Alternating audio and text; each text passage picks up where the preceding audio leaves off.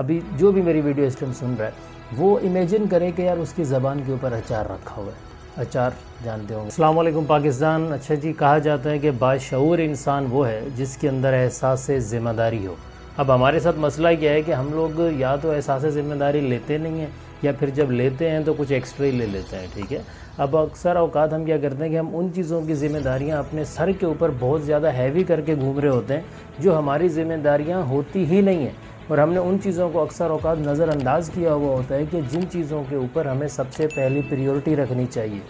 देखिए, सबसे पहले तो हमें ये समझना है कि हमारी ज़ाती तौर पे ज़िम्मेदारी है क्या। अल्लाह ने अगर आपको पैदा किया, आपको जिस सर्कल में उस अल्लाह ने रखा हुआ है, जो ज़िम्मेदारियाँ आपके ऊपर आयद की हैं आपके ऊपर वो फ़र्ज़ हैं।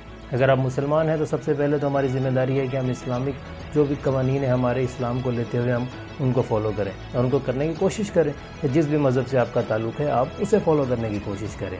अब इसकी बुनियादी चीज़ जो है ना, मैं सिर्फ वो कहते हैं ना 4 सवालों के अंदर जो है ना, मैं इस चीज़ को सिर्फ सम अप करने की कोशिश, उम्मीद है कि बड़े अच्छे से आप इसे समझ जाएंगे।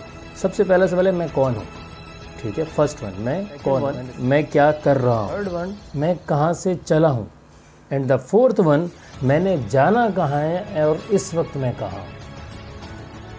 ये 4 ऐसे सवाल हैं, अगर ये आप अपने आप से ईमानदारी से पूछ लें तो शायद आपको जो है ना वो किसी से रहनुमाई लेने की या मशवरे लेने की ज़रूरत ही ना पड़े। अब मोस्टली हम क्या करते हैं कि हम अपनी ज़िम्मेदारियों को छोड़ के हम दूसरों की ज़िम्मेदारियों के पीछे पड़े हुए होते हैं। हमारे मुल्क के अंदर मोस्टली क्या होता है कि हम अपना गुनाह छुपाने की कोशिश किस तरीके से करते हैं कि अगले को उसका उससे बड़ा गुनाह बता के हम अपने गुनाह पे नज़र नहीं डालेंगे कि यार मेरी क्या ज़िम्मेदारी है, मैंने सही किया है, मैंने गलत किया है, मैंने क्यों किया है। नहीं, हम ये देखेंगे कि यार तुमने ये किया, तुमने मुझसे बड़ा गुनाह किया, इसलिए मेरा गुनाह जो है वो जस्टिफाइड हो गया। तो ऐसा नहीं होता है। हमने ज़िम्मेदारी किस चीज़ के लिए रखी है कि हमारा पड़ोसी क्या कर रहा है, फ़लाँ क्या कर रहा है, फ़लाँ का ये हो गया, फ़लाँ का वो हो गया। अपने आप का पता ही नहीं है कि हम खुद कहाँ खड़े हुए, हमारी अपनी ग्रोथ कितनी चल रही है, हम अपने आप में ग्रूम कितने कर रहे हैं, हम अपनी जो भी एफ़र्ट्स कर रहे हैं लाइफ गुजारने के लिए, हम उसमें कहाँ थे आज से 2 महीने साल पहले, और आज हम कहाँ पे स्टैंड कर रहे हैं। हमारी पर्सनैलिटी के अंदर कितना ग्रूम आया है, हमारी स्किल्स के अंदर कितना ग्रूम आया है।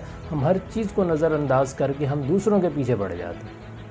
हमने अपना दायरा इतना ज़्यादा छोटा कर लिया है कि हम अपनी ज़िम्मेदारियों से ही भाग जाते हैं। आपने अक्सर ऐसा देखा होगा कि बहुत से ऐसे लोग होते हैं जो बड़ी छोटी उम्र में होते हैं लेकिन मैच्योरिटी, शऊर जो है उनके अंदर बहुत ज़्यादा आ चुका होता है। और बहुत से ऐसे लोगों की शादियाँ हो चुकी होंगी, बच्चे हो चुके होंगे, लेकिन उनके अंदर शऊर नाम की चीज़ नहीं होगी। अब उसकी वजह क्या है? उसकी वजह सिर्फ़ और सिर्फ इतनी है कि जब उनके अंदर एहसास नहीं आता। और आपको पता है एहसास कब आता है, और रिसर्च क्या कहती है इस चीज़ के ऊपर? रिसर्च कहती है कि when you think you are a mature person, on that day you will become a mature person. कि जिस दिन आप ये सोचना शुरू कर देते हैं कि मैं एक बाशऊर इंसान हूँ, उस दिन से आप एक बाशऊर इंसान बन जाते हैं। ये रिसर्च कहती है, ये कोई नहीं हवाई बात मैं आपसे नहीं कर रहा हूँ। ठीक है, तो अब हमने क्या किया कि हम अपनी सोच को उस लेवल तक ही नहीं लेके आ रहे। अब इसकी एक प्रैक्टिकल एग्जांपल मैं इसी टाइम आपको देता हूँ, आप समझ जाएंगे। अभी जो भी मेरी वीडियो इस टाइम सुन रहा है वो इमेजिन करे कि यार उसकी ज़बान के ऊपर अचार रखा हुआ है। अचार जानते होंगे सब, अचार। यार इमेजिन करें आपकी ज़बान के ऊपर इस टाइम अचार रखा हुआ है। सच में सोचें, पानी आ रहा है मुँह में। क्यों आ रहा है? ये पानी इसलिए आ रहा है क्योंकि आपके माइंड ने मैसेज दिया है। आता है कि असल में तो अचार नहीं रखा हुआ ना मुँह में आपके, लेकिन फिर पानी क्यों आ रहा है? क्योंकि आप जो अपने माइंड को मैसेज देते हो, जो आप सोचते हो, वो चीज़ आपके अंदर आती है, वो आप फील करते हो। ये इस टाइम एक रियल प्रैक्टिकल एग्जांपल दी है मैंने आपको, अगर आप इसको समझें थोड़ा सा। यही सेम चीज़ है कि when you will think you are a mature person, you will become a mature person. मुझे उम्मीद है कि मैंने बड़े कम लफ्ज़ों में और बड़े कम टाइम में आपको एक बड़ा ही गहरा और लंबा टॉपिक समझाने की कोशिश की है। इसे आप समझ चुके होंगे।